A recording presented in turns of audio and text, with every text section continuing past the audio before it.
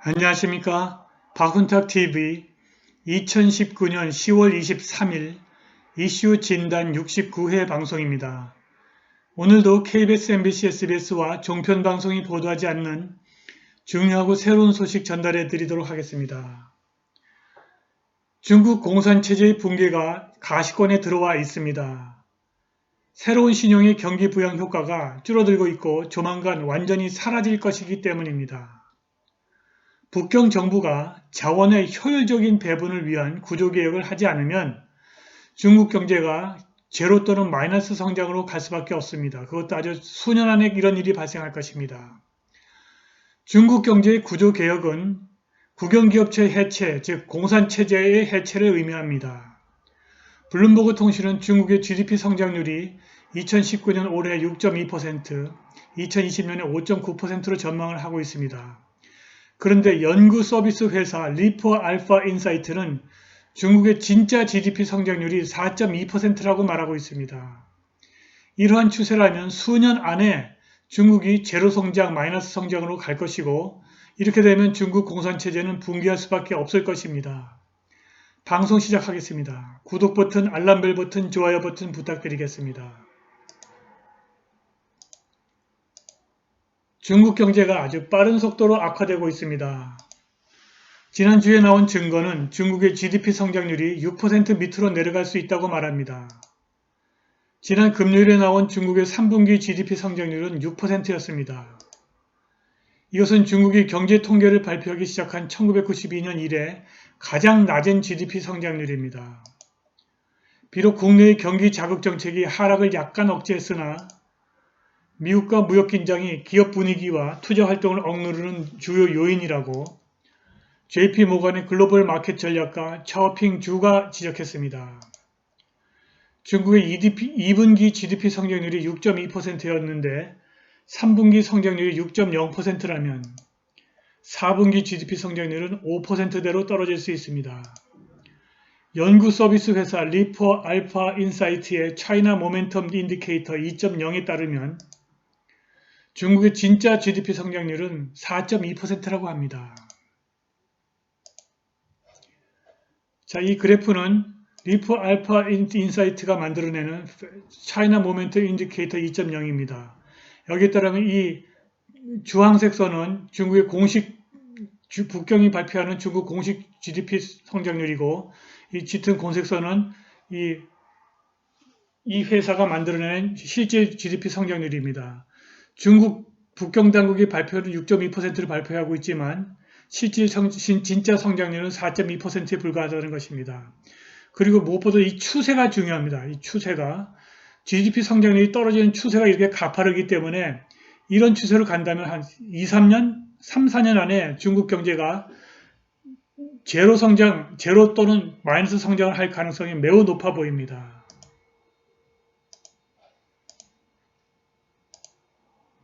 리프 알파 인사이트는 그들의 고객들에게 중국 경제의 침체의 근본적인 원인이 재균형화가 아니라 중국 경제의 구조적 오류에 있다고 말했습니다. 중국이 작년 경제 침체를 막는다면서 경제 개혁을 완전히 포기해버렸습니다. 경제 개혁이란 자원의 효율적 할당을 위한 구조 개혁을 말합니다. 북경 당국은 미국처럼 제조업 중심에서 소비 중심 경제를 이행하려고 했습니다. 다시 말해서 구조개혁을 포기하고 소비중심 경제로 가겠다는 것입니다.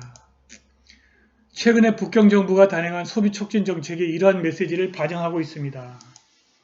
그런데 2017년 말 이후 소매 판매, 은행의 가계대출 그리고 항공여객 수가 모두 하락했습니다. 이것은 소비자 중심 경제의 중요한 지표들인데 이들이 전부 떨어진 것입니다. 중국이 미국처럼 소비자 중심 경제를 하겠다는 것은 그야말로 주제 넘은 것입니다. 자, 이 지표를 보시면은 중국의 모든 지표가 다 하락하고 있습니다.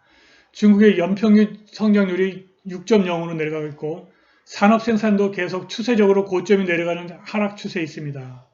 소매 판매도 급격하게 떨어지고 있습니다.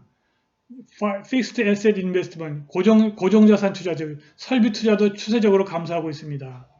Property Investment, 부동산 투자도 지금 줄어들고 있습니다.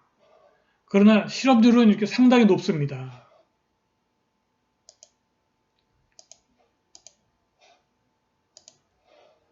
그리고 중국이 소비자 중심 경제를 간다는 것은 헛소리입니다. Measure of Consumer Appetite in China. 중국에서 소비자들의 지출 욕구를 나타내는 모든 지표들이 지금 Aviation Passengers, 그러니까 항공 여객수, Bank Lending to Household, 은행의 가계 대출, Retail Sales, 소매 판매가 모두 추세적으로 하락하고 있습니다. 중국이 소비 경제로 간다는 것은 말이 안 되는 것입니다. 리프 알파 인사이트는 개혁을 포기하고 성장을 추구하는 것은 잘못이라고 말했습니다. 그것은 단기적으로 작동하겠지만 자원 할당의 비효율과 그로 인한 이윤 감소가 중국을 매년 저성장으로 밀어넣을 수밖에 없다는 것입니다. 앞으로도 중국은 GDP 성장을 위해서 위안화를 찍어서 경제에 신용을 주입할 것입니다. 그런데 북경 정부가 그렇게 해도 이미 GDP의 305%를 넘은 부채만 계속 더 쌓이고 GDP 성장은 아예 일어나지 않게 된다는 것입니다. 이미 일본 경제에서 이런 상황이 발생했습니다. 여기에 관해서는 제가 내일 이슈 방담 70회 방송에서 자세하게 말씀드리도록 하겠습니다. 북경 정부가 아무리 많은 신용을 주입을 해도 그것이 효율적으로 할당되지 않기 때문에 GDP 성장에 미치는 효과가 계속 줄어들고 있고 조만간 완전히 사라질 것입니다. 이 그래프는 중국의 크레딧 임펄스, 중국의 새로운 신용이 경제 자극에 미치는 영향을 나타내고 있습니다. 여기 보시듯이 고점이 계속 내려가고 있습니다. 이렇게 내려가다 보면 결국 새로운 신용을 주입해도 경제 성장을 전혀 일으키지 못하는 상황이 발생하게 됩니다. 최근 블룸버그 통신 보도에 따르면 중국의 고위 정책 결정자들이 두 개의 중요한 회의를 준비하고 있습니다. 중국 GDP 성장률이 곧 5%대로 떨어질 것이고 여기에 대비를 해야 한다는 것입니다. 중국의 인민은행 이사 이강에 따르면 중국 공산당이 정치국 회의를 준비하고 있고 뒤이어 당 중앙위원회 제4차 총회를 열어서 장기적인 경제정책을 마련할 예정이라고 합니다. 그런데 이 두 이벤트에서 위안화 발행과 신용주입으로 GDP 성장률 목표를 달성하는 현재 정책에서 벗어날 것이란 신호는 나타나지 않고 있습니다. 프랑스 은행 소시에테 제네랄의 수석 경제학자 야오 웨이가 지난주에 IMF에서 중국 지도자들이 아주 멀리 떨어진 지평선을 바라보고 있고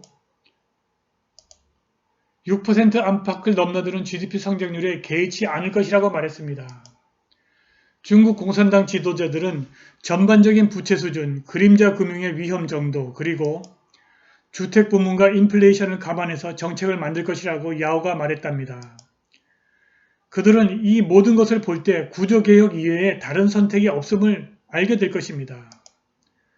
블룸버그 데이터는 중국의 GDP 성장률이 2019년에는 약 6.2% 그리고 2020년에는 5.9%로 떨어질 것이라고 예측합니다.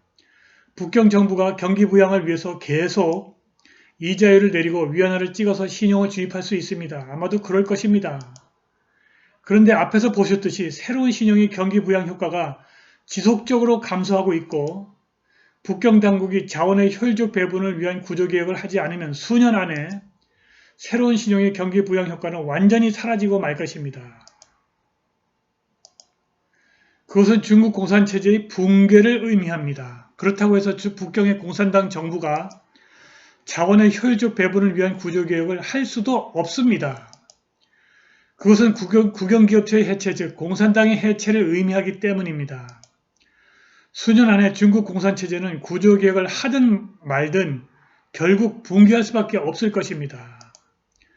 오늘 방송은 여기까지입니다. 감사합니다.